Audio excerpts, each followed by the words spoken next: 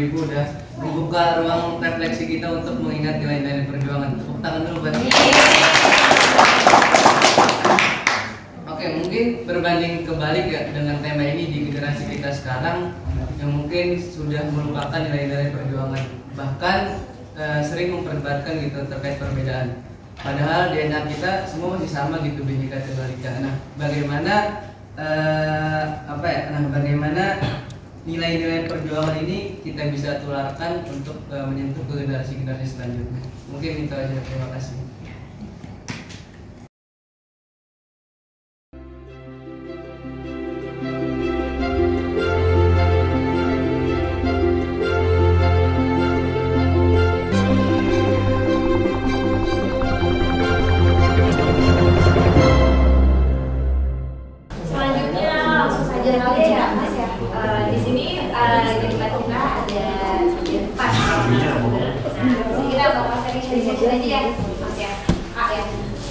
Sebelumnya berarti aku mulai dari Mas Kosin dulu nggak apa-apa? Nah, oke. Baik.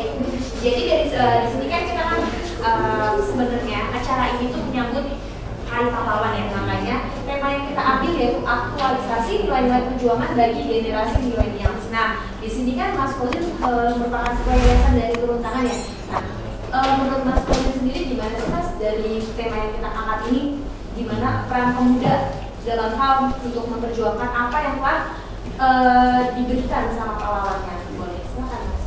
Ya, saya ketemu kayak gini ngebayangin waktu dulu ketika awal-awal kita menulis kemerdekaan gitu ya, ada Sumpah Pemuda.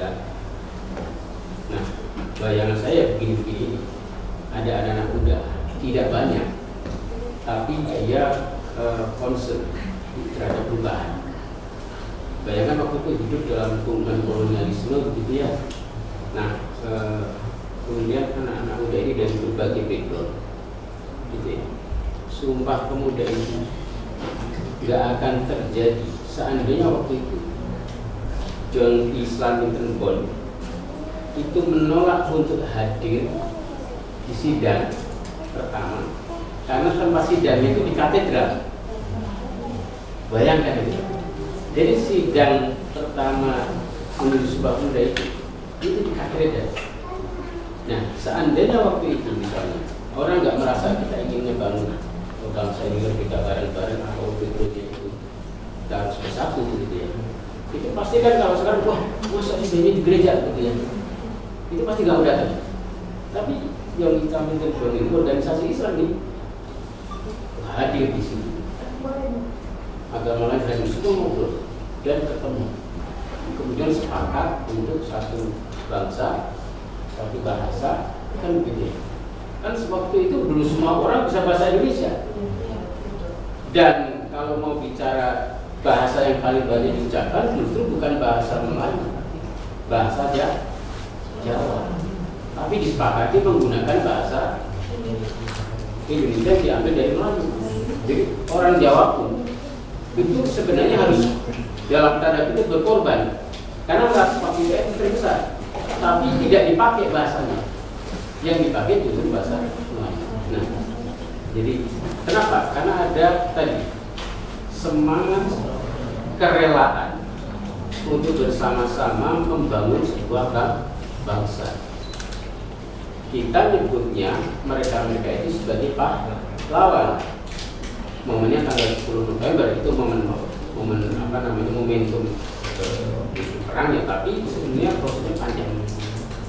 Nah, apakah waktu itu mereka mengatakan dirinya pahlawan? Enggak, saya. Bahkan mereka mungkin nggak pernah cita-cita jadi pahlawan.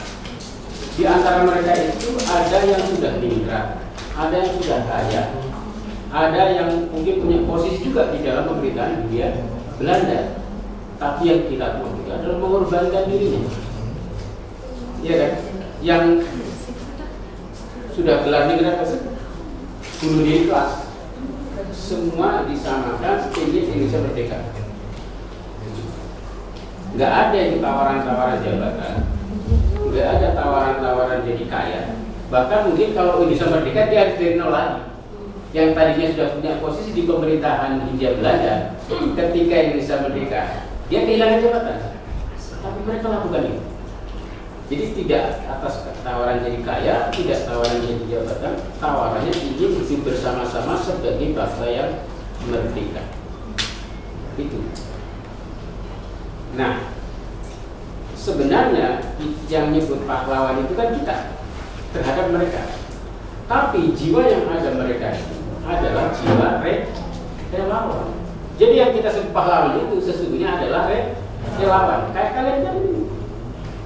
Jadi 10.000 kebayang duit 10.000 bisa berangkatin 30 orang ke luar negeri. Masuk akal nggak? Nggak masuk akal. Kalau 10.000-nya sendiri. Tapi 10.000 kali 1.000 orang berapa itu? 10 juta. Iya kan? Sudah dapat. Jadi nah, yang 10.000 sendiri-sendiri ini bisa jadi kumpul cukup banyak. Itu yang membuat itu berkumpul siapa? Ya kalian-kalian yang relawan ini menjahit. Kerjanya nggak dikenal, kerjanya itu kerja sepi. Nggak ada yang nulis kerja kalian masuk di koran gitu ya. Misalnya harga misalnya harga telah menjual sekian gitu, nggak ada. Harga itu kerja sepi. Nggak ada tepuk tangan, tapi untuk tahu-tahu bisa begitu fenomenal. Nah, kerja-kerja kolektif itu, itulah bayang saya waktu itu kita sebelum merdeka itu seperti itu. Jadi Indonesia ini sebenarnya blessing, sangat beruntung. Kenapa? Karena Indonesia ini merdeka itu caranya bukan kasih, tapi merebut, memperjuangkan. Makanya istilah saya waktu sekolah di Amerika itu ada pelajaran sejarah. Para sejarawan di sana itu mencatat satu kata yang sangat kuat pengaruhnya dan itu sangat dalam bagi bangsa itu, masyarakat Indonesia adalah kata-kata pejuang. Pejuang. Jadi ditulisnya perjuangan. Waktu itu dosen saya, karena mahasiswanya itu ada yang dari Spanish gitu ya. Kalau di Spanish itu perjuangan itu dibacanya perjuangan. Jadi dosen sejarah waktu itu Pak Bin itu masuk kelas langsung nulis. Waktu itu bicara tentang sejarah Indonesia, langsung tulis di papan tulis itu perjuangan. Gitu. Suruh mahasiswa baca, coba baca, semua perjuangan. Gitu. Nah, baru kemudian dia tanya ke saya karena saya dari Indonesia, apa sih perjuangan? Nah, kata itu dia lingkarin, kemudian ini adalah kata yang sangat dalam bagi orang Indonesia. Karena kata inilah yang membuat Indonesia itu logikanya berbeda dengan negara-negara tangganya. Coba lihat Malaysia. Pernahkah dia seperti kita merebut mereka? Tidak, dikasih. Singapura. Mana lagi? Hampir semuanya negara tetangga itu dikasih. Tapi Indonesia itu berdarah ngambil, rebut gitu. Ngerebut. Ketika ngerebut itu apakah kemudian mudah? Enggak. Dia tadi bunuh diri kelas, korban nyawa gitu ya. Korban harta dan sebagainya itu. Dan mereka ikhlas melakukan itu. Kenapa? Karena tadi semangat kerelawanan itu memang tumbuh merata terutama di anak muda. Dan teman-teman ini, saya ketika kemudian itu saya selalu membayangkan begini, ya inilah sebenarnya aset terbesar negeri ini, anak muda yang mau, kalau bahasa turun tangan itu mau turun tangan gitu ya. Tidak hanya turun tangan, tapi turun tangan ikut mikirin saudaranya lain. Kenapa? Karena konsep misalnya nih bicara tentang pendidikan, konsep kita itu mendidik bangsa ini adalah konsep bayar balik. Bayar balik. Kenapa? Kita ini teman-teman itu orang yang beruntung. Anda adalah yang sudah kuliah, itu adalah hanya mungkin ya, sampai 6% dari anak-anak di Indonesia yang terpentaskan sehingga bisa masuk perguruan tinggi, ya kan? Sebagian besarnya enggak, bahkan mungkin SD aja mungkin nggak lulus di daerah pelosok-pelosok itu. Padahal hak mereka itu sama. Ketika kita mendeklarasikan kemerdekaan Indonesia, maka kita sudah memberikan jaminan bahwa setiap rakyat Indonesia punya hak yang sama di hadapan negara. Di dalam konstitusi undang-undang dasar kita itu nggak ada namanya konsep mayoritas atau minoritas. Mungkin masukan nanti bisa tanya, karena beliau juga di Amerika. Di Amerika ada mayoritas minoritas. Di Barat ada konsep itu. Di konstitusi itu nggak ada. Kenapa? Karena yang dihitung adalah per kepala, per jiwa. Makanya di dalam pembukaan Undang-Undang Dasar 45 ayat 4 itu ditulis itu kewajiban negara itu melindungi segenap bangsa, mensejahterakan pendidikan dan ketertiban dan itu tidak ada konsep yang mayoritas melindungi minoritas atau yang minoritas memohon-mohon kepada mereka, tidak. Tetapi yang dihitung adalah setiap jiwa itu punya hak yang sama untuk dilindungi, untuk disejahterakan, untuk dididik dan terlibat dalam pergaulan dunia. Tetapi kenyataannya kan tidak semua bisa menikmati. Kenapa? Karena ada keterbatasan. Keterbatasannya apa? Alokasi anggaran kita itu tidak cukup untuk mulai semua. Hanya kan teman-teman yang kayak kita ini yang dapat ibarat antrian itu di depan, kan gitu. Nah, uang yang untuk mendidik kita ini dari mana? Ya dari saudara-saudara kita semuanya itu. Karena semua ditarik pajak, semua dieksploitasi sumber daya manusianya. Bisa jadi orang yang di Jakarta itu dapatnya lebih banyak, ngasihnya lebih sedikit. Ya kan? Orang Papua dapatnya lebih sedikit, ngasihnya lebih banyak. Bisa jadi. Nah, Freeport ini di Papua, kita eksploitasi sumber daya alamnya, yang lebih menikmati mana? Orang Jakarta. Artinya apa teman-teman? Sesungguhnya dalam setiap kenikmatan atau kesejahteraan yang kita peroleh itu ada hak bagi kawan-kawan kita yang selama ini dieksploitasi diambil itu untuk kita balikin. Karena Anda di urutan awal, kita ini di urutan pertama, maka ada kewajiban moral bagi kita untuk bayar balik apa yang kita peroleh sekarang, yang kita nikmati sekarang itu. Kalau kita mau sombong, wah ini karena orang tua saya kaya, karena orang tua saya hebatnya dari saya. Oke, coba kita hitung. Sekaya apapun orang tua Anda, kalau suruh gaji guru sendiri, bangun gedung sekolah sendiri, bikin laporan sendiri, mampu nggak? Nggak akan mampu. Pasti negara yang bangun, yang gaji guru kita kan. Artinya apa? Rakyat yang bayarin kita ini sampai segini hebatnya itu. Makanya kita itu punya kewajiban moral. Kewajiban moral apa? Bayar balik apa yang kita peroleh.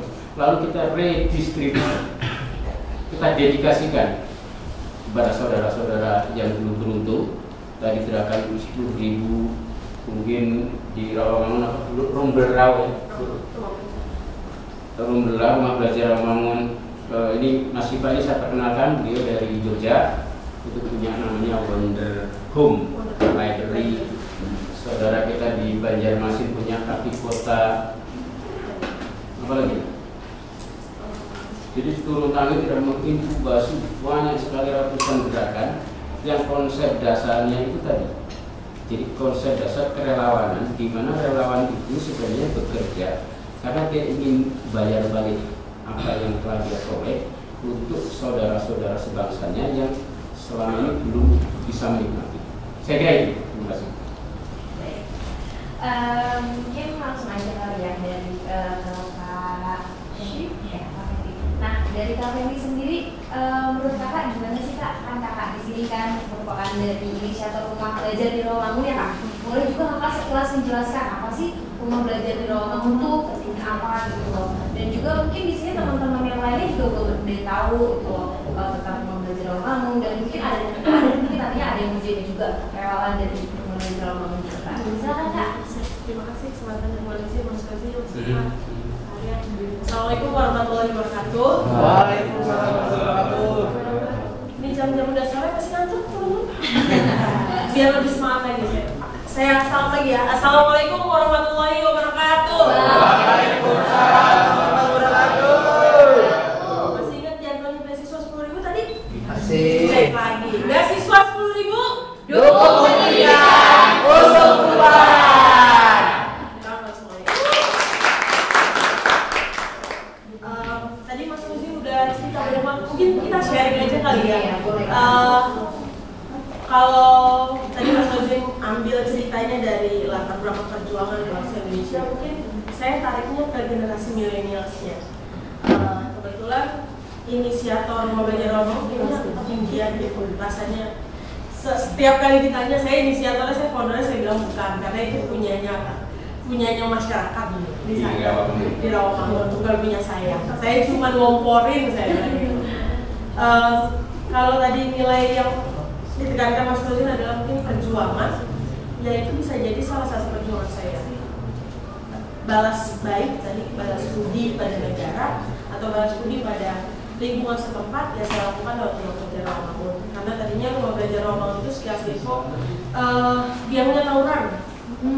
Jadi adik-adik yang saya ajarin di Rumah Belajar Rawamangun ini tadi adalah anak-anak teman saya, anak-anaknya teman saya.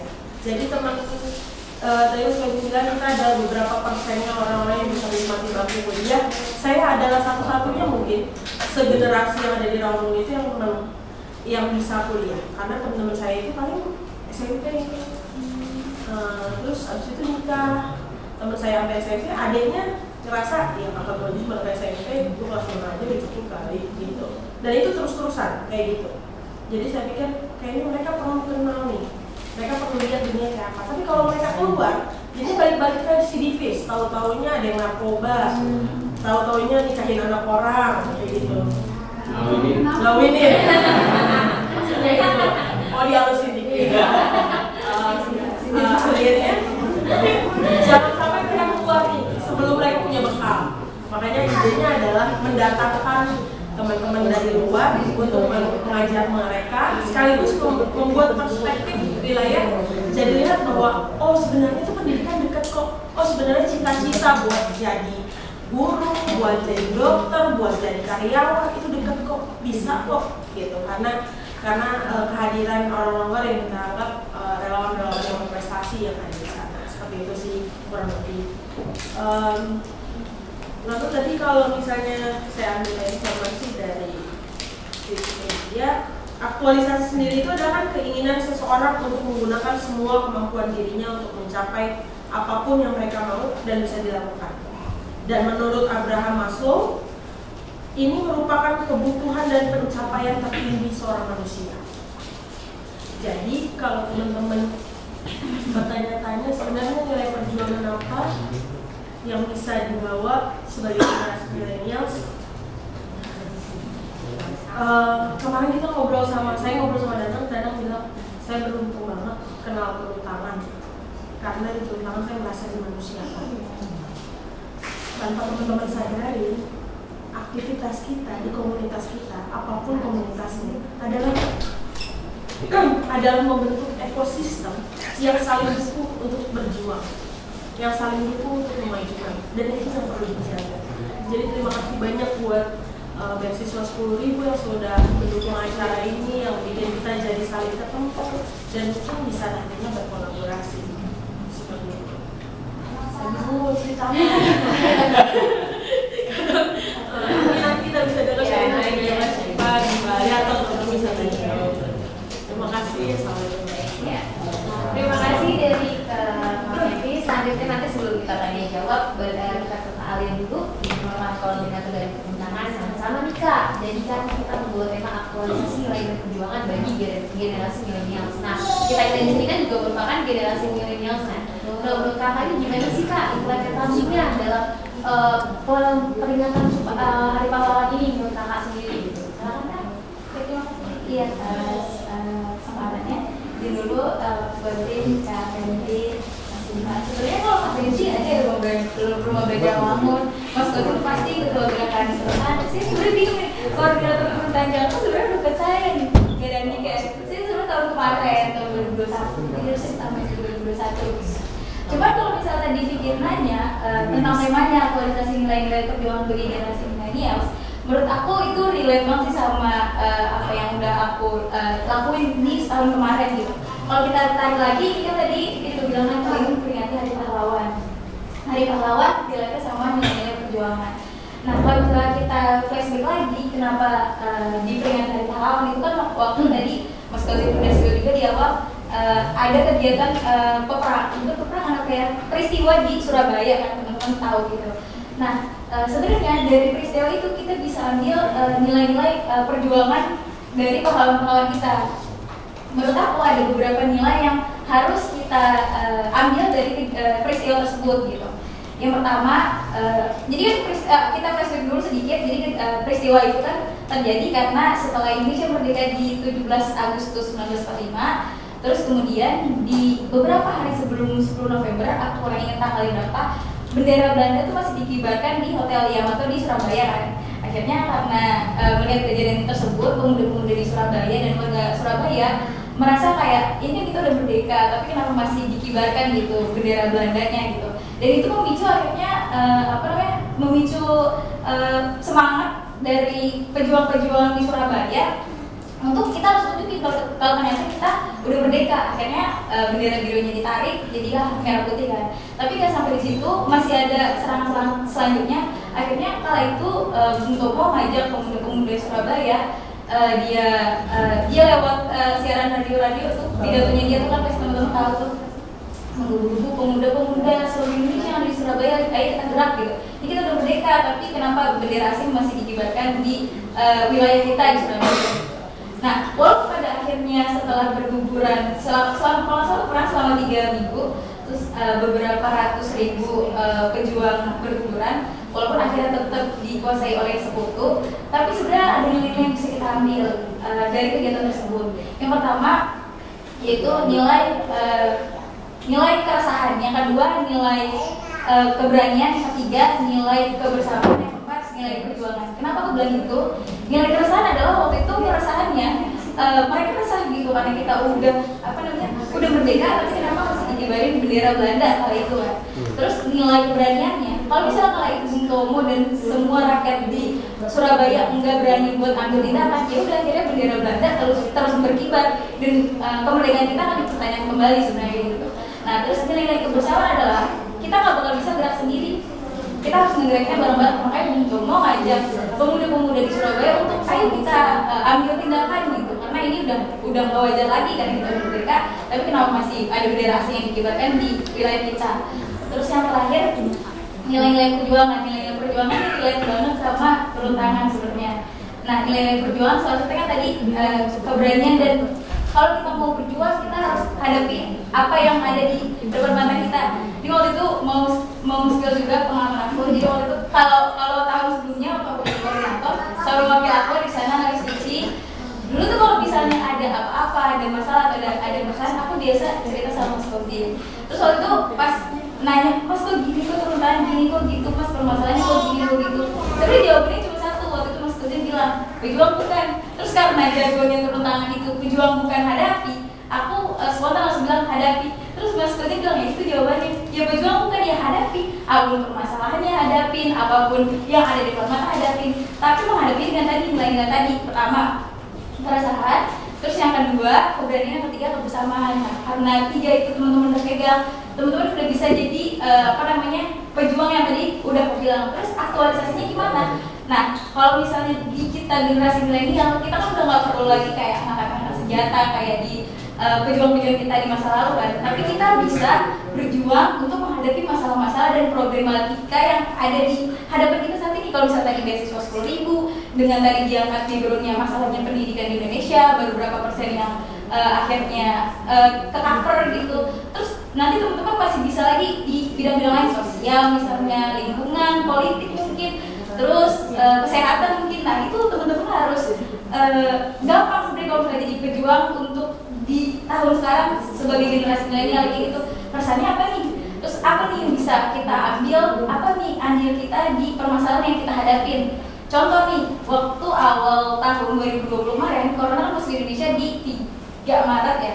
Nah di akhir Maret aku tuh udah punya proyek namanya Health Ticket. Jadi Health Ticket itu isinya pouch gitu, isinya waktu itu susu kesehatan, ada masker, ada vitamin, sama ada sanitizer. Hal itu sebenarnya keresahannya adalah dulu kan awal-awal kita tahu corona ganas banget kan, kayak kalau kita keluar rumah kayak kita bakal mati lah gitu istilahnya ya kan. Nah akhirnya tapi itu adalah kemewahan bagi kita yang bisa stay di rumah. Tapi ada beberapa bagian-bagian atau sektor-sektor publik yang masih harus kerja, padahal ya dulu corona seganas itu kan. Karena keresahannya di sana, aku pikir gimana caranya mereka tetap kerja tapi mereka tetap bisa aman gitu. Akhirnya kita bagikanlah kit itu gitu. Nah, itu adalah bentuk dari aktualisasi nilai-nilai tadi. Keresahan aku resah nih, mereka kan rawan ya, mereka kan sangat dekat banget sama aktivitas di luar yang mana dulu corona masif banget kan penyebarannya. Terus yang kedua, apa sih yang bisa kita lakukan dengan adanya permasalahan itu? Aku mikir oh iya, ya udah deh support mereka dengan tiket itu, berharap kalau misalnya mereka nanti bisa lah setidaknya itu menopang mereka gitu. Terus yang terakhir kebersamaan, ya aku nggak 5.000 piece aku bawa sendiri, nggak mungkin kan, bareng-bareng sama teman-teman teman-teman relawan tadi. Terus keberanian, sebenarnya kalau waktu itu sebenarnya genuine juga tuh, karena sebenarnya sama, aku sebagai manusia juga takutnya kayak ntar kalau lagi bagi-bagi tiba-tiba poin gitu tapi karena emang keberanian itu jadi kayak ya udah ayo, yang penting tujuannya niatnya baik kan. Tadi aku jargonnya Beasiswa pendidikan untuk perubahan. iya, terus tadi yang boleh capek asal ilah ya apa sih? Asal ilah, nah iya kayak gitu, jadi kayak ya udahlah kayaknya kalau mati juga mati sahid gitu. Waktu itu mikirnya kayak gitu.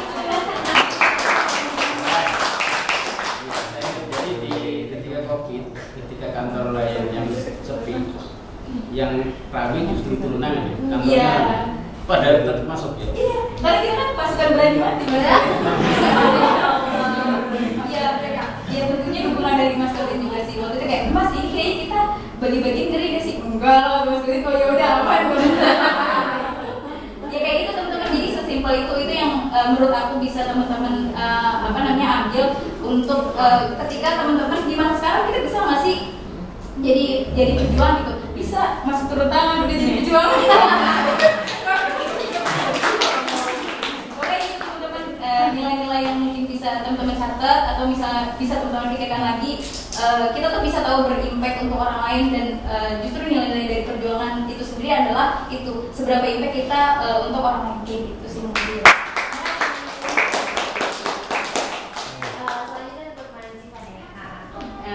Dari kan tadi kan Mas Kelvin udah mulai bilangnya dari Jogja, boleh silakan memberikan pendapat mengenai aktualisasi dari nilai perjuangan kan. Kebetulan juga Mas Iban merupakan satu dari komunitas dari punya komunitas juga ya.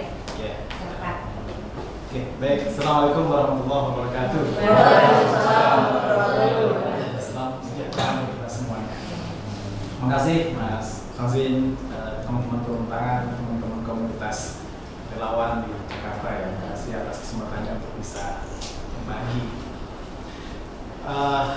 Berkenaan dengan nilai-nilai kepahlawanan yang diaktualisasi ini, saya kemarin sempat bikin short video. Saya bilang kira-kira gitu. Jadi pahlawan itu punya cita untuk diperjuangkan. Dan pahlawan itu tidak lelah berjuang. Pahlawan rela berkorban untuk cita-cita. Bangsa yang besar, pribadi yang besar, pribadi yang dapat meladani nilai-nilai atau perjuangan kepada pahlawan. Nah, kalau dulu kita merdeka, cita-cita para pahlawan itu apa? Merdeka dari apa? Dari penjajahan. Dan itu sukses. Kita merdeka. Secara fisik negara kita Indonesia. Tapi secara jiwa, apakah kita semuanya merasakan kemerdekaan itu? Mungkin sebagian merasakan, sebagian tidak. Bahkan kebanyakan bahkan tidak. Nah, penjajahan itu wujudnya sekarang abstrak. Tapi teman-teman punya cita-cita untuk melawan penjajahan. Penjajahan itu apa? Kemiskinan, kebodohan, kemalasan, dan macam-macamnya itu. Dan teman-teman mencurahkan tenaga, perhatian, pikiran ke situ. Teman-teman adalah pahlawan. Jadi kalau kemerdekaan fisiknya sudah selesai, kemerdekaan substansialnya, generasi milenial ini yang punya tanggung jawab, yang tadi ambil turun tangan, bukan hanya menebar angan-angan. Nah, dalam konteks itu saya di Amerika, saya sama Mas Fazil pernah di Amerika.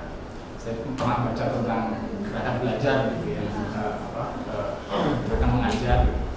Saya kepikir di Amerika itu perpustakaan komunitas itu ada di mana-mana, di mana-mana. Orang perpustakaan bukan hanya untuk buku, orang belajar bahasa Inggris secara gratis, orang belajar nganyam, orang belajar macam-macam, tempat belajar, home, enak banget, comfortable.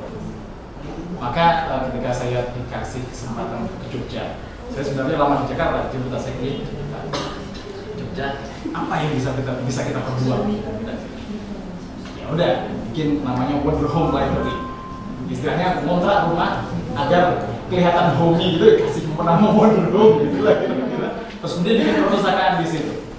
Dari mana buku-bukunya? Ya donasi masyarakat aja. Donasi masyarakat. Tapi jangan berharap jalan sunyi itu mudah untuk ditapaki. Pasti akan banyak ya terjal. Ada orang komentar begini, begitu, enggak mau begini gitu. Mesti ada saja. Dan tadi harus dihadapi, jangan lari menghadapi masalah itu. Karena di situ tadi ada rela korbannya.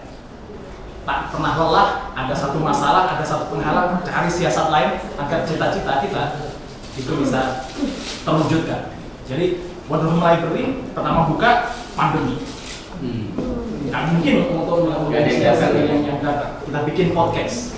Anak-anak di situ bisa podcast, bisa review buku, bisa macam-macam gitu untuk menjangkau mereka. Terus kemudian ketika pandemi mulai ya ketat-ketatnya kita masih beraktivitas, orang juga punya tadi komentarnya macam-macam gitu. Kita bagi-bagi sembako, wah ini dana dari mana ini? Ini jangan-jangan intelijen ini masuk ke sini. Jadi curiganya macam-macam. Tapi orang akan terdiam kalau memang bisa merasakan ini loh hasilnya. Kadang orang apa itu namanya? They see then they believe. Kalau kita we believe then we can see. Kita percaya bahwa kerja-kerja kemanusiaan, kerja-kerja kemasyarakatan, kekomunitasan ini bisa dikerjakan dan orang bisa mendapatkan manfaat dari situ. Apalagi kalau nilai hampir di semua agama itu nilai manfaat untuk sesama itu kan punya nilai yang paling tinggi.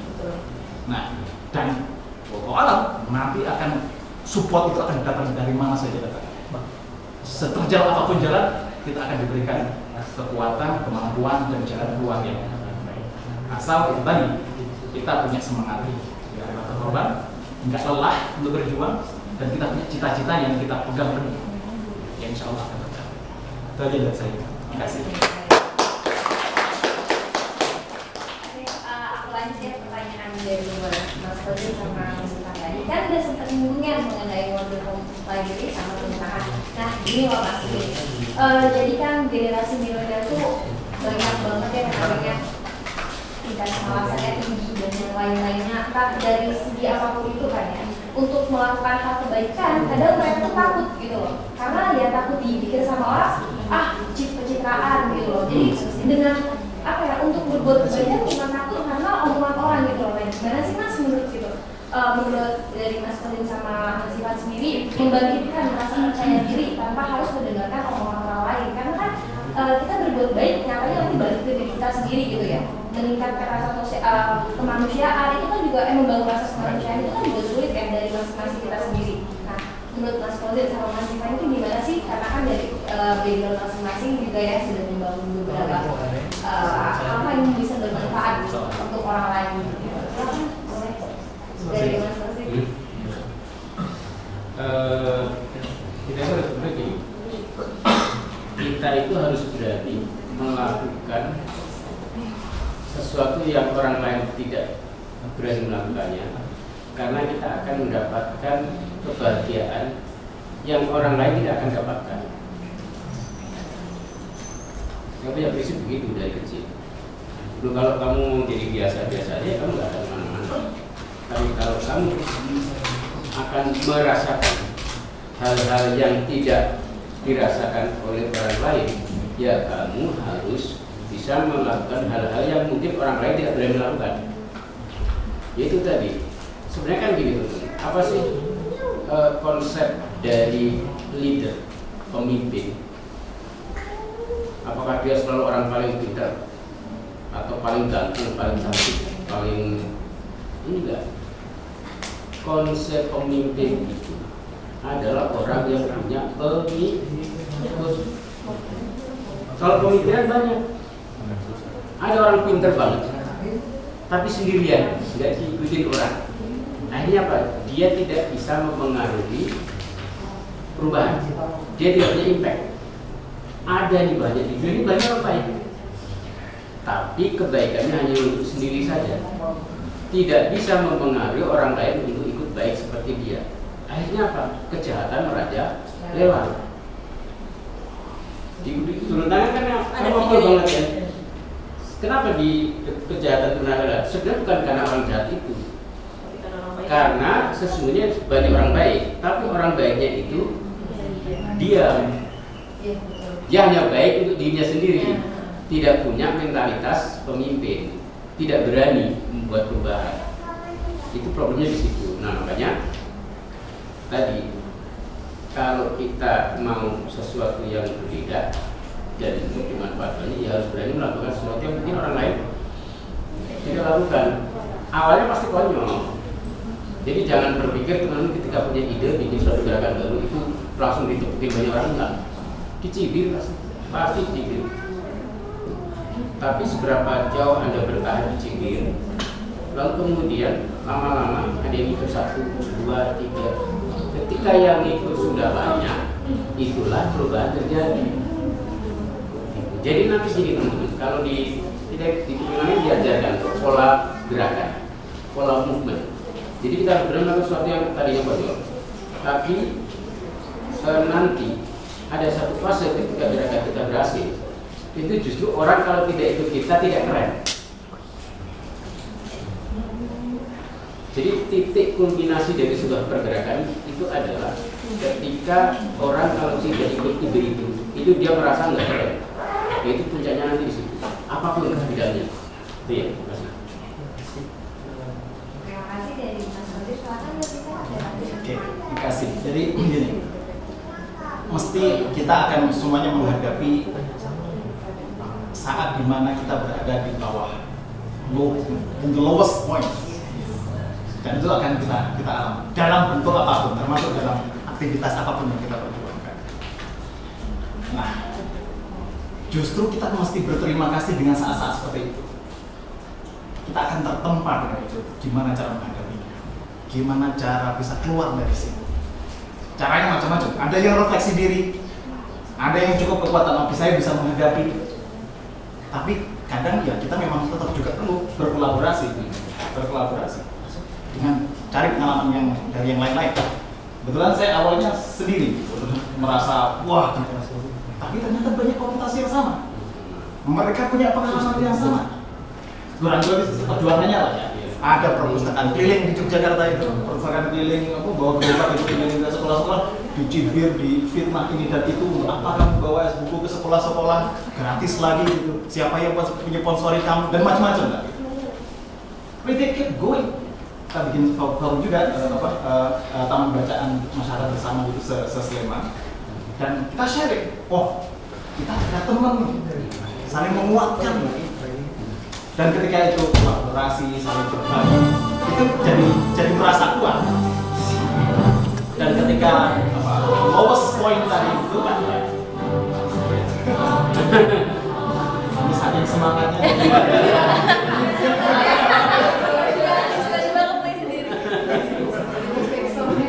Komputernya pun nggak mau kalah sih. Jadi gitu ya, kurang lebih apa itu namanya bisa mencari jalan keluar sendiri. Justru itu saat-saat yang membuat kita akan menjadi besar. Kalau nggak pernah ada ujian, kita nggak pernah di poin yang rendah itu, ya kita landai-landai saja, nggak siap, nggak akan jadi besar. Tapi kalau kita pernah berada di situ, bisa mengatasinya, insya Allah kita akan melihat nanti hasil dan manfaatnya. Dikit lagi gimana Pak? Jadi kan kita baca dari masyarakat sendiri ya. Nah, gimana sih Mas dari maksudnya keinginan untuk membuat hal bagian dari online dan itu nantinya bisa mungkin kan impian dari Mas itu kan pengen banget meningkatkan dari bacaan, tapi kan banyak anak-anak bahkan yang saat ini ingin banget keinginan membaca ya, apalagi yang nggak usah baca buku deh, baca hal yang memang sudah terlihat aja kadang kita males banget ya, kayak misalkan padahal ada kolam yang memang misalkan dari di dalam pasir, tapi masih aja melanggar kalau di sikap pasir gitu. Nah, inisiasi apa sih Mas yang memang membuat gerak hatinya bisa membangun padahal sulit banget untuk meningkatkan tingkat baca dari masing-masing masyarakat Indonesia. Gak usah jauh-jauh deh, anak-anak aja yang memang dilatih dari kecil pun mungkin merasa bosan dengan membaca dan yang lain-lain. Ya, itu ya tantangan kita semua yang Iya, memang. Gimana meningkatkan tingkat bacaan masyarakat ini. Kita paham bahwa ya masyarakat kalau disuruh ke perpustakaan agak susah. Iya, betul sekali. Makanya tadi salah satu yang saya inspirasi oleh teman-teman tadi, perpustakaan yang datang kepada masyarakat. Kita punya ide misalnya semacam Gojek kan sekarang menghantarkan manusia. Tapi kalau ada juga Gojek atau semacam mobil relawan gitu, kita mau bikin istilahnya itu apa, literasi warrior car gitu, apa itu namanya, tentara literasi gitu. Bikin 1-2 jam di pojok-pojok Siskampling mana begitu, yang jadwalnya unik, sehingga anak-anak bisa masuk ke situ. Tidak hanya untuk buku, tapi juga untuk permainan, untuk storytelling. Jadi literasi tidak harus membaca buku, tapi juga bisa ditarik skill ininya itu dengan storytelling. Kadang juga kita challenge untuk bikin video-video kreatif, ya short atau apa gitu, yang membuat mereka juga bisa ke situ. Nah, kita juga mengundang ini, ruang podcast kita itu gratis untuk bisa dipakai teman-teman dari kalau mahasiswa ya, dari gerakan-gerakan mahasiswa gitu untuk podcast, silakan di situ, publikasi di platformnya masing-masing juga nggak masalah gitu. Jadi mudah-mudahan dengan begitu tadi yang disebut ekosistem belajar itu tumbuh. Sekarang ini ya tiap sore itu anak-anak belajar di situ, mau ngaji, mau berhitung, calistung segala macam, kita usahakan untuk fasilitasi, kita bangun fondasinya. Berarti tidak harus membaca ya? Nggak harus baca. Ya, mungkin peningkatan dalam membaca itu kan sulit, tapi dari Mas Siva sendiri bisa menyediakan dengan berbagai macam. Mungkin kegiatan selain membaca, ini pun dengan membaca ya, tapi ya disampaikan atau diberikan dengan cara yang lainnya seperti yang tadi membaca video, dan itu merupakan hal yang baru ya, mungkin ya, baru saya dengar. Karena kan cara menarik orang dengan membaca saja itu juga sulit ya, tapi dengan dari yang dari Wonderful Library dan dibuat oleh Mas Siva sendiri itu bisa mungkin meningkatkan dari tingkat membaca dari masyarakat Indonesia sendiri. Dan berharapnya pun mungkin di sini juga ada ya Mas di Jakarta bisa bukan ya Mas? Ya, soalnya generasi sekarang kan sangat audiovisual gitu. Iya betul banget, pengennya dengerin gitu ya, kayak bentar musik yang lain-lain lah atau apapun itu kan pengennya kan mendengarkannya. Oke, baik. Terima kasih Mas atasnya. Selanjutnya mungkin aku ada pertanyaan buat Kak Alia sama Kak Megi. Nah, jadi kan Kak Alia udah menjelaskan yang mengenai nilai-nilai tadi ya, ada nilai kebersamaan, perjuangan dan yang lainnya. Nah, menurut Kak Alia sama Kak Megi sendiri, gimana sih dari generasi milenial ini untuk mewujudkan nilai-nilai tersebut? Karena kita lihat lagi kan generasi zaman sekarang kan gadget banget ya, hal-hal itu kan mereka kayak lebih tertarik banget sama magnet dari gadget, apalagi kan banyak platform kayak TikTok, dan itu kan nggak semua bisa menampilkan hal-hal yang baik buat mereka gitu. Nah, dari sini gimana menurut Kakak Ale dan Kak Fetri itu gimana sih caranya untuk meningkatkan perjuangan dari generasi milenial tanpa harus melihat dampak-dampak yang lainnya gitu, kayak tadi disampaikan dari nilai-nilai tadi yang disampaikan kakaknya. Kalau menurut saya sih tadi kayak pertanyaan ke Mas Siva gitu kan, sebenarnya tingkat literasi kita mungkin minim, terus nilai-nilai mungkin belum ada, tapi itu bukan PR buat orang lain, tapi buat diri kita sendiri. Jadi sebenarnya itu dibangun sama kita. Jadi sebelum kita buka taman baca, sering-sering dulu kita baca buku, karena nggak mungkin ada orang yang ada tempat baca yang kita nggak suka baca gitu. Jadi kita tanya dulu. Jadi PR-nya sebenarnya kita. Saya ingat pernah diingatkan sama relawan rumah belajar Romangun dulu. Rumah belajar Romangun di awal dulu kan bingung ya apa yang mesti kerjaan pertama, pokoknya jalan aja dulu, kegiatan dulu sama anak-anak gitu, sampai tiba-tiba semua relawan hilang gitu, cuma mau datang, terus habis itu besoknya udah nggak mau datang lagi gitu, sempat kayak gitu. Terus saya diingatin ada seorang relawan yang menulis di statusnya bahwa sebenarnya konsistensi itu bukan tugas orang lain, tapi konsistensi itu akan tetap ada saat kita konsisten pada apa yang jadi pegangan kita itu. Jadi oh iya, dari situ saya jadi ingat, oh iya berarti Rumah Belajar Rawamangun akan selalu ada selama saya berpikir bahwa itu ada gitu. Dimulai dari pemikiran itu, jadi akhirnya terus sampai sekarang alhamdulillah sudah relawannya sudah 7 tahun. Dulu aku udah nikah loh.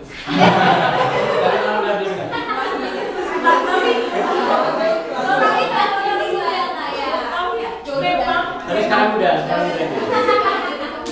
Tapi memang alhamdulillah ya, maksudnya percaya teman-teman apa yang kita lakukan itu akan membawa manfaat sama kita. Atau mungkin sebenarnya itu memang pesan untuk kita. Kayak Rumah Belajar Rawamangun, saya dulu anak Rawamangun yang merasa oh saya sekolah, males gaul di Rawamangun, males gaul di sekitar rumah. Kenal tetangga cuma ya sih gitu aja.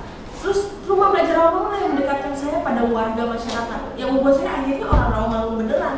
Akhirnya ditanyain tentang Rawamangun, akhirnya memperhatikan di sebelah ada tetangga siapa, anaknya siapa yang nggak sekolah, anaknya siapa yang sakit, jadi memperhatikan sekitar saya.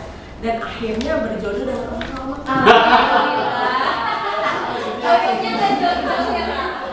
Maksudnya itu. Tapi kalau nggak kayak gitu, akhirnya kita juga nggak punya penerimaan terhadap sebenarnya apa yang mungkin jadi takdir kita. Gitu. Jadi pasti buka di mana nih jodohnya? Percayalah bahwa kita orang-orang yang bergerak di kegiatan sosial ini di tempat manapun teman-teman berkomunitas, percayalah bahwa kita adalah generasi-generasi yang beruntung karena punya ekosistem yang mendukung untuk nilai-nilai itu terbangun. Karena karena saya guru kan, kalau di guru tuh harus punya critical thinking, cepat, kreatif, kolaboratif, komunikatif. Itu semua nilai-nilai yang bisa didapatkan dengan berkomunitas, berorganisasi, dan berkegiatan sosial. Seperti itu. Boleh diingat aja. Oh iya. Ya jadi kan tadi kan aku juga sama dari yang pendapat kalian tentang nilai-nilai tadi ada 4. Nah itu gimana sih Kak cara kita untuk mengimplementasikannya dari generasi milenial secara generasi milenial kan lagi berbagai pening banget nih ya sekarang ya, karena kan dari kita lihat nih mereka pada itu kan dan yang lain-lain mereka lagi kan ya bikin konten-konten yang mungkin kurang bermanfaat ya. Gimana cara mereka bisa membangun dan tetap memperjuangkan apa yang memang menjadi amanah dari pahlawan-pahlawan dari sebelumnya. Saya bagus banget ya, dan jawabannya juga bagus sih sebenarnya. Kayak tadi aku bilang kayak kita tetap bisa nerapin nilai-nilai perjuangan tadi disesuaikan sama generasi dan zaman kita. Mungkin dong kita kalau misalnya sekarang mau berjuang angkat-angkat senjata, maksudnya kita di tahun apa nih kayaknya nih ini agak nyerong-nyerong ya. Nah, terus kayak katanya tadi kan pikirannya juga kan semoga juga kan sebenarnya ada namanya gerakan bangkit literasi. Nah ini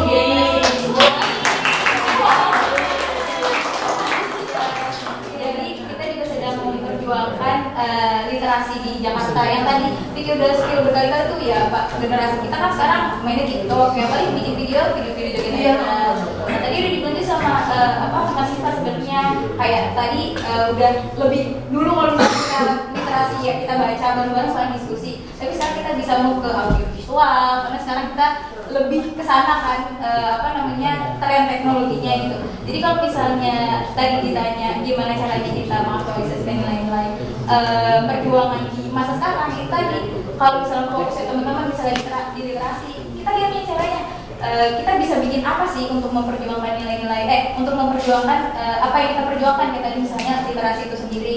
Contohnya tadi ada Mas Siva bilang kita harus ngikutin zaman nih literasi gimana caranya biar nggak bosen, karena kan tadi kita juga berjuang oleh kemalasan kita sendiri ya. Nah caranya gimana caranya biar nggak malas dibikin versi yang seru-seru aja gitu. Terus juga yang tadi nilai-nilai kolaboratif, kalau misalnya kita gerak sendiri pasti kan agak susah berkembangnya, tapi kalau misalnya kita bareng-bareng berkolaborasi itu berkembangnya lebih cepat. Itu sih menurut aku.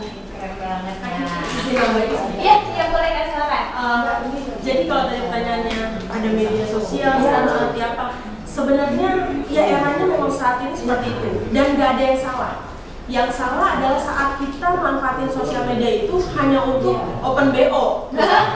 Itu yang salah. Betul. Tapi karena kita memilih untuk berjalan kita ya di sharing open apa kayak jualan diri sendiri. Sekarang kan kayak gitu kan. Order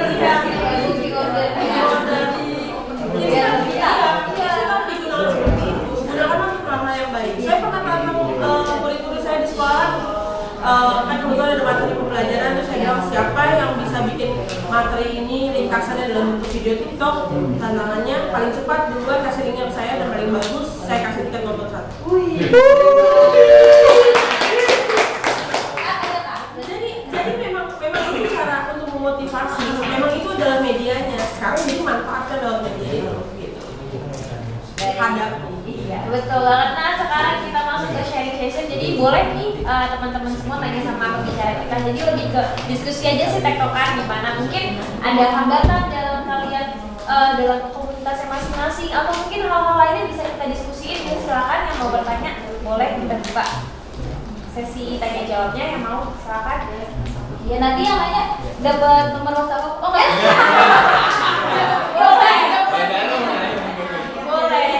Dapat tiket jalan-jalan kali dari KPT itu tadi tiket oh iya, saya kasih tiket. Tuh, tiket besok buat nonton apa Jakarta Sports Week. Wih, dua berarti harus punya pasangan apa gimana ya?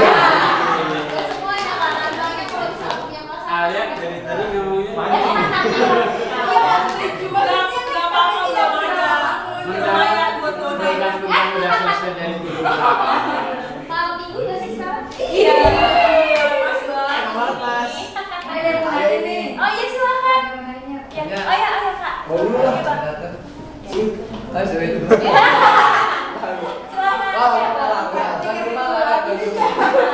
Silakan. Oke, izin perkenalkan diri. Nama saya Silan dari komunitas dedikasi Putri yang bergerak di bidang pemberdayaan sosial, pendidikan, dan juga isu-isu kemanusiaan. Dedikasi Untuk negeri. Izin bertanya kepada mungkin ke seluruh pemateri yang ada di sini. Sebelumnya terima kasih kepada 10.000 udah membuka ruang refleksi kita untuk mengingat nilai-nilai perjuangan. Tepuk tangan dulu buat. Oke, mungkin berbanding kebalik ya dengan tema ini di generasi kita sekarang yang mungkin sudah melupakan nilai-nilai perjuangan, bahkan sering memperdebatkan gitu terkait perbedaan. Padahal DNA kita semua masih sama gitu, Bhinneka Tunggal Ika. Nah, bagaimana bagaimana nilai-nilai perjuangan ini kita bisa tularkan untuk menyentuh ke generasi-generasi selanjutnya. Mungkin itu aja. Terima kasih. Silakan yang mau menjawab boleh Kak atau mau Dikumpulin aja. Yang generasi selanjutnya aja. Makin ditekankan ya. Ayo silakan, ada lagi nih bertanya. Oke, silakan bertanya. Ini kayak bukan aja sih, ini sharing aja. Oke, boleh silakan. Ini saya punya keresahan sih, Mas, tentang kurikulum yang selalu diubah-ubah oleh Kemendikbud. Di tahunan saya dulu waktu saya sekolah gitu, sekolah dasar ataupun SMP, saya diberitahu oleh guru saya kalau Indonesia dijajah Belanda itu 350 tahun. Padahal Indonesia dijajah Belanda itu bukan 350 tahun, tapi 350 tahun itu upaya Belanda menjajah Indonesia. Seperti itu.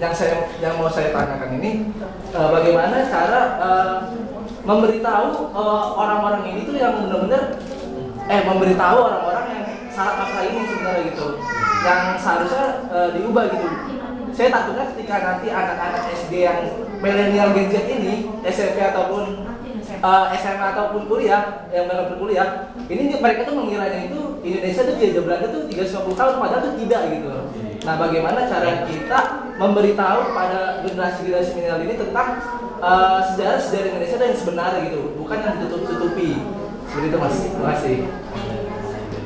Terima kasih atas pertanyaannya. Ada lagi yang bertanya? Ya, silakan Kak. Oke, terima kasih atas pertanyaannya. Saya ada beberapa pertanyaan. Jadi yang pertama, kan tadi Mas Fauzan tuh nyinggung kalau kita tuh harus berani melakukan sesuatu hal yang orang lain gak berani. Nah, dari saya generasi milenial, bertanya dong Mas, gimana tipsnya biar kita tuh berani melakukan sesuatu yang kadang kan orang apa sih kamu gitu, padahal kan sesuatu yang ke depan itu bisa lebih apa ya, lebih bermanfaat. Dan malah kata Mas Fauzan tadi malah kita keren kalau apa ya, kamu tuh baik ke kita gitu kan. Itu yang pertama. Yang kedua, tadi Mas Ivan nyinggung kita tuh harus selalu keep going untuk melakukan sesuatu yang kita mau coba. Nah, terus pertanyaannya bagaimana caranya tuh agar kita bisa selalu keep going, karena kan tadi Kak Fetty juga udah nyinggung, ada bilang kalau misalnya harus konsisten. Nah, sedangkan konsisten itu kan juga butuh sesuatu mental juga, karena kan nggak tiap kita ngikutin kegiatan kita harus selalu konsisten, kan bingung gimana caranya itu. Terus satu lagi, saat ini pertanyaan buat semuanya, saat ini apakah ada faktor-faktor penyebab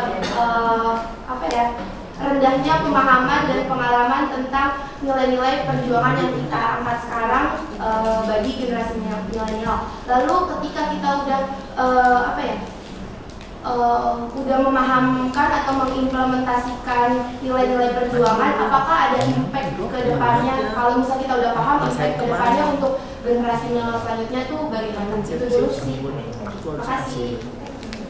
Baik, terima kasih Kak atas pertanyaannya, lumayan banyak ya. Tapi bagus-bagus banget dari pertanyaannya. Boleh silakan dari simplifikasi satu-satu. Oke, jadi dari yang Bang Silhan sendiri itu keresahan kurikulum, dari Bang Danang keresahan kurikulum yang ada dalam di pendidikan Indonesia yang mengenai apalagi bidang kesejarahan ya, yang tadinya bilang Belanda yang harusnya menjadi cuma 3,5 tahun tapi dibuat jadi hiperbola 350 tahun. Nah, selanjutnya nilai perjuangan untuk generasi selanjutnya itu dari Bang Silhan sendiri apa aja ya, gimana caranya. Yang ketiga, tips untuk berani melakukan sesuatu. Yang keempat, bagaimana untuk selalu keep going. Dan yang terakhir, gimana sih kan Indonesia sendiri kan ada rendahnya pemahaman dari generasi milenial sendiri. Nah, kalau memang cara menyadarkannya gimana, dan juga impact kalau memang sudah paham impact dampak yang ditimbulkan dari nilai-nilai perjuangan itu apa aja sih? Siapa dulu nih? Saya boleh sebelum lupa. Pemahamannya itu. Jadi saya catat di sini. Maaf. Tadi kalau pertanyaan Suhan tuh menarik. Bagaimana kita nularin rasa nilai-nilai itu gitu kan kurang lebih. Kalau dari pertanyaannya Suhan tadi Silhan.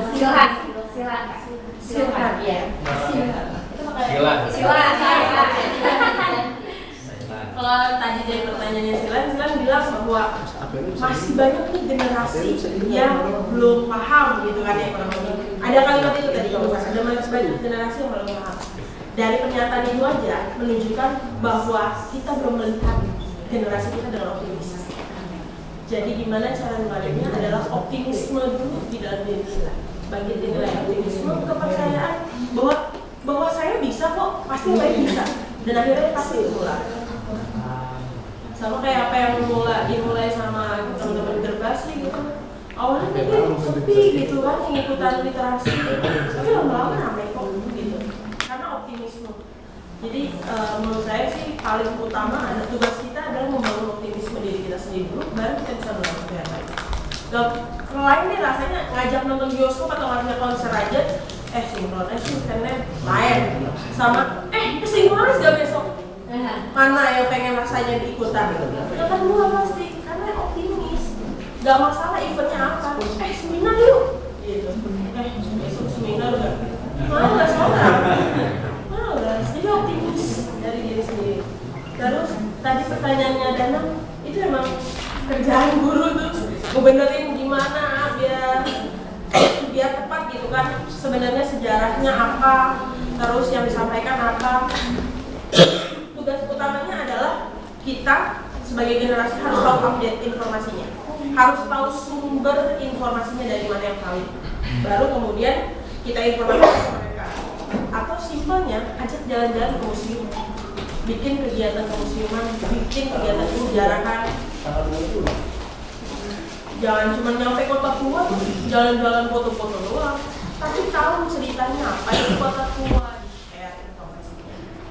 Jangan sampai orang-orang bule yang datang ke Indonesia berkunjung ke kota tua itu justru lebih tertarik dengan sejarahnya daripada kita yang orang Jakarta sendiri.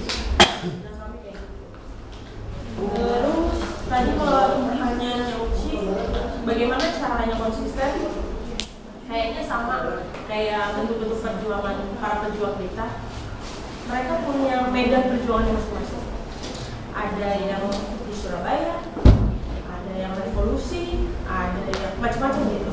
Jadi kayaknya untuk konsisten memang gak mungkin semua hal kita terlibat. Jadi pilih di mana titik kalian mau konsisten dan fokus di situ. Karena kalau besok sini ikut, kesana ikut, di lokasi ikut, di turun tangan ikut, abis nanti badannya kebablasan.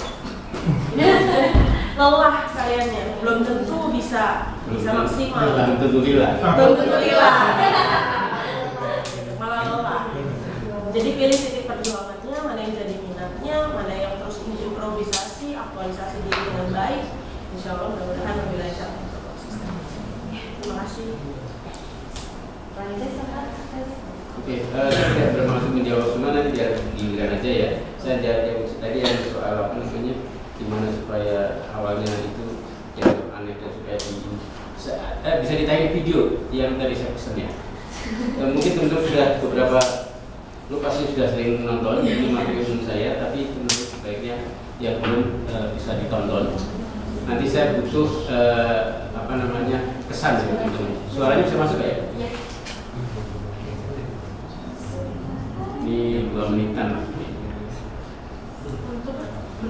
Belum pernah? Tidak tonton tadi. First, of course, a leader needs the guts to stand alone. If you've learned a lot about leadership and making a movement, then let's watch a movement happen, start to finish, in under 3 minutes, and dissect some lessons. First, of course, a leader needs the guts to stand alone and look ridiculous. But what he's doing is so simple, it's almost instructional. This is key. You must be easy to follow. Now here comes the first follower with a crucial role.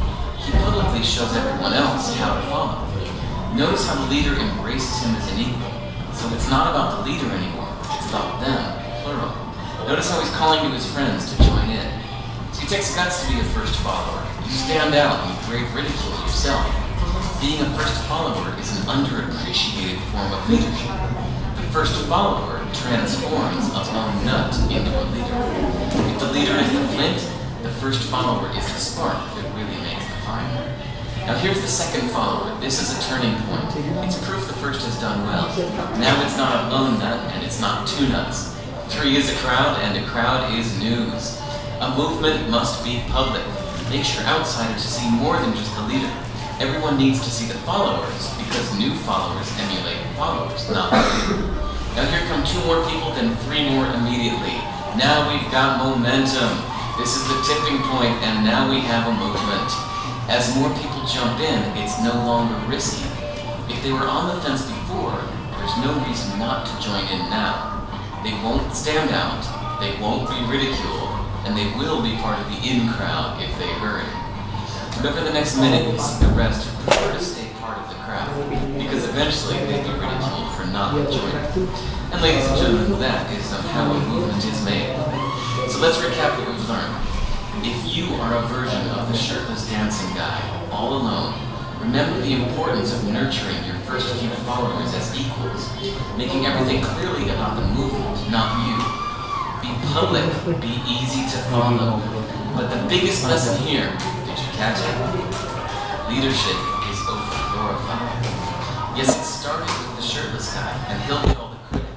But you saw what really happened. It was the first follower that transformed a lone nut into a leader. There's no movement without the first follower. See, we're told that we all need to be leaders, but that would be really ineffective. The best way to make a movement, if you really care, is to courageously follow and show others how to follow. When you find a lone nut doing something great, have the guts to be the first person to stand up and join in.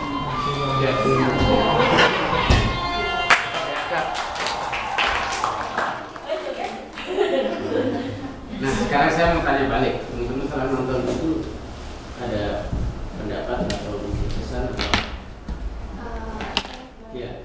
Kalau video tadi itu yang saya tangkap itu tuh sama kayak waktu awal-awal media sosial Bowo, TikTok, tahu nggak? Iya. Nah itu mereka kan mencibir si Bowo ini dan akhirnya sampai dia tuh diblokir dari TikTok. Tapi dari situ mulailah di platform TikTok itu kayak banyak sosial media di situ, sosial media bahkan buat shopping dan lain sebagainya, bahkan itu dijadikan sebagai mata pencarian yang awalnya cuma buat lihat TikTok doang. Nah yang tadi yang saya lihatin tuh kayak saya masih belum tahu mereka si orang ini joget-joget itu untuk apa atau emang situ buat budayanya seperti itu nggak tahu. Cuman dari situ kok kata Mas Kozin kan tadi bilang kok kalau gue nggak ikut kayak gitu, kok gue nggak keren, jadi semua pada ikut-ikutan. Nah tapi tuh poinnya saya belum dapat dia tuh seperti itu ngapain gitu Mas. Cuman yang mereka pada itu tuh ini dari alam Influence kali ya kayak. nah menginfluence. Gimana sih istrinya gue? Yang lain. Kata-katanya belum bisa keluar. Silakan yang lain. Kalau saya ini sih Mas, saya melihat situ ada gerakan yang dimana berawal dari satu orang ini bisa menggerakkan orang-orang lainnya untuk ikut bergerak bersama dia gitu. Kalau saya takut kayak gitu Mas. Iya. Satu lagi. Konsisten. Iya. Nah, saya nanya ini karena saya sebenarnya kan yang saya dengar kan yang ibaratnya kalau pionir di bidangnya masing-masing ya.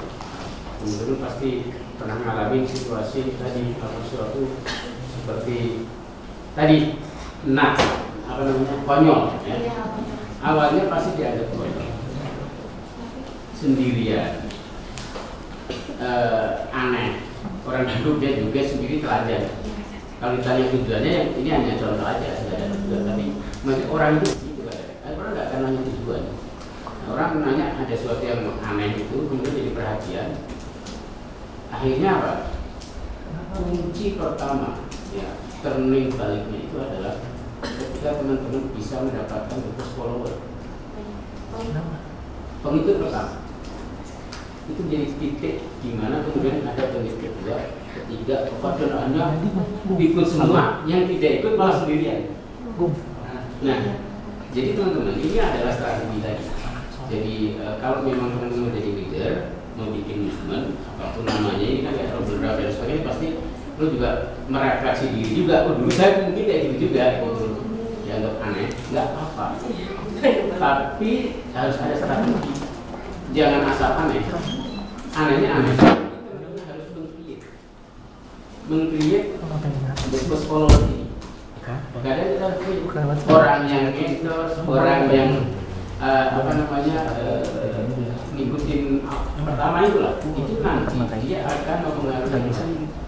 Nah, leadership itu tentang begitu. Jadi definisi leadership itu tadi saya bilang bukan soal orang pinter, bukan soal paling cakep, bukan soal paling tahu semuanya, tapi soal bagaimana Anda punya pengikut. Itu namanya pemimpin. Kalau dalam sholat itu, ya, kalau dalam sholat ini, orang jadi imam itu kalau ada makmumnya. Walaupun sholatnya itu di tempat pengimaman, di mihrab itu, yang ada ceruknya itu, tapi kalau gak ada makmum, dia bukan imam, kan begitu. Sama pemimpin, walaupun udah pinter kayak apa, gak diikutin orang, Anda bukan pemimpin. Begitu. Nah, tapi proses itu tadi berliku-liku, sendirian, sepi gitu ya, aneh gitu. Tinggal berani apa tidak, lalu tadi konsisten. Nah gitu teman-teman, saya menjawab itu. Dan tadi saya setuju kita ini perlu mengubah cara pendidikan. Bukan hanya soal 350 tahun. Saya juga sekarang mikir Indonesia ditemukan oleh penjelajah dunia Magellan, Marco Polo. Pernah dengar kata itu? Menemukan Indonesia. Coba pikir, Anda sekarang mikir Indonesia diperlukan. Nah, memang di situ tidak ada orang. Memang kita dulu kan manusia. Semua sudut poin of view-nya dari Jadi apa betulnya ya para guru-guru kita mendidik kita gitu. Iya, benar Mas. Iya. Kita itu di situ tidak ada orang, bahkan tidak ada kerajaan. Kok ditemukan? Enggak dong. Uang kita juga udah berkelana ke sana juga. Akhirnya apa? Sistem ini membuat kita inferior. Kita dulu coba Anda perasaan nggak? Bandingin dengan luar negeri. Sadar nggak kata-kata ini? Luar negeri itu ada Timor Leste, ada Malaysia, ada Singapura, ada Amerika, ada Papua New Guinea. Luar negeri yang mana? Tapi kita selalu ngomong dari luar negeri. Artinya apa? Ada inferioritas di dalam diri kita yang mengatakan saya nggak alam bangsa dari itu bahwa kita ini selalu lebih jelek daripada orang bangsa lain, lebih rendah dari bangsa lain, sehingga selalu mengatakan luar negeri lebih hebat. Oh enggak. Demokrasi kita hebat. Ekonomi kita bukan nomor 1, tapi kita termasuk papan atas. Kan begitu. Keberagaman, persatuan coba. Beragamnya kita ini, seribu-ribunya kita nggak pakai bunuh-bunuhan gitu ya, tapi nggak kayak Afghanistan, nggak kayak kan gitu. Jadi kita ini dari pendidikan itulah kunci, ditanami kita ini inferior. Jadi makanya kemudian harus lawan itu. Anak muda jangan mau terperangkap. Saya kira gitu. Baik, kebetulan karena udah di penghujung ini ya, sore jadi aku tarik kesimpulannya aja ya dari yang materi dari kita ambil. Untuk communicating pada sore hari ini aku mengangkat tentang aktualisasi nilai-nilai perjuangan bagi generasi milenial. Di sini tadi kita sudah membicarakan banyak hal dari yang Kak Fendi berpendapat dengan pendapatnya sendiri tentang rumah belajarnya, Mas Kosen dengan argumen-argumen yang memukau sekali, dan juga Mas Siva juga dengan Wonder Home Wonder Home Library-nya, dan juga Kak Alia dengan pendapatnya mengenai aktualisasi dari nilai-nilai 4 yang tadi yang Kak itu sangat amat berikan manfaat ya buat kita semua. Dari yang masing-masing pendapat mereka kita bisa tarik garis bahwasanya generasi milenial ini merupakan generasi yang nantinya akan memimpin bangsa Indonesia. Dan kita sendiri konsisten kita dalam melakukan suatu hal itu penting sekali, apalagi kepercayaan diri. Melakukan hal-hal baik tidak perlu dan tidak harus memikirkan apa yang dikatakan oleh orang lain. Itu muncul dan timbul dari dalam diri sendiri.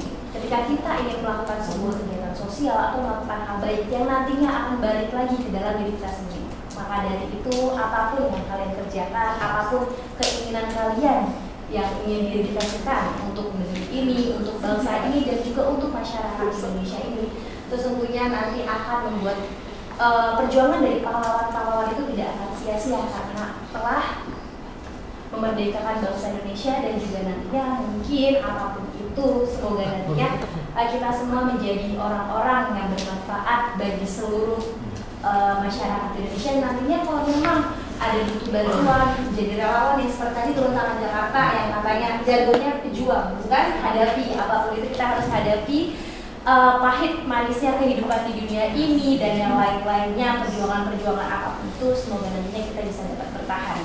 Amin. Sebelumnya aku mengucapkan terima kasih kepada Mas Fendi, Mas Nansi, Mas Siva. Respon sedikit dari. Oke, boleh silakan. Mau respon sedikit Kak? Ada closing.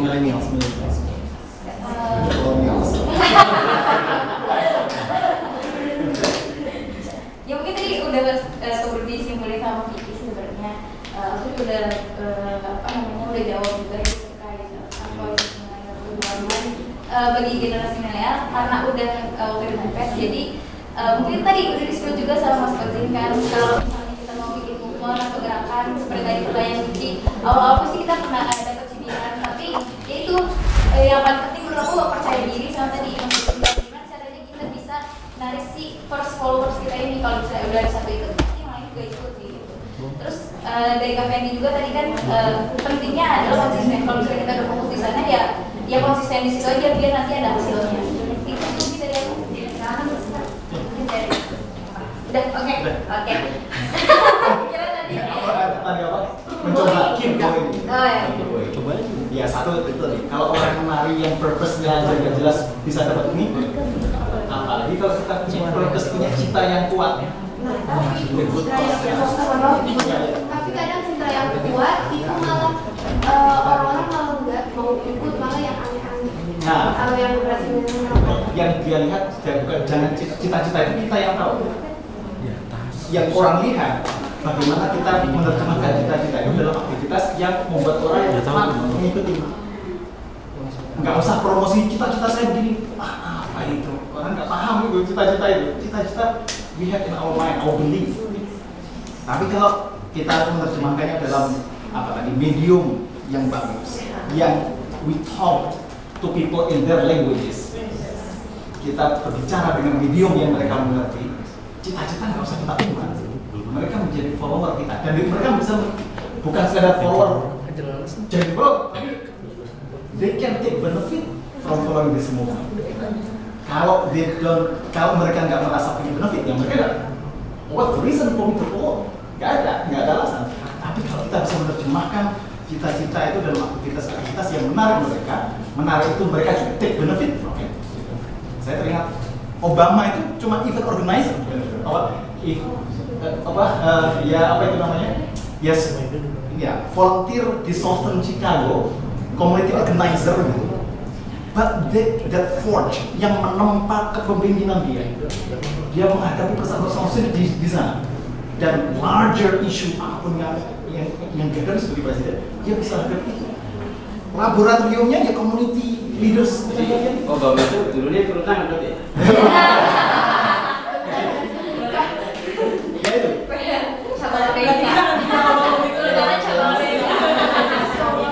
Dan kalau itu terkumpul energinya.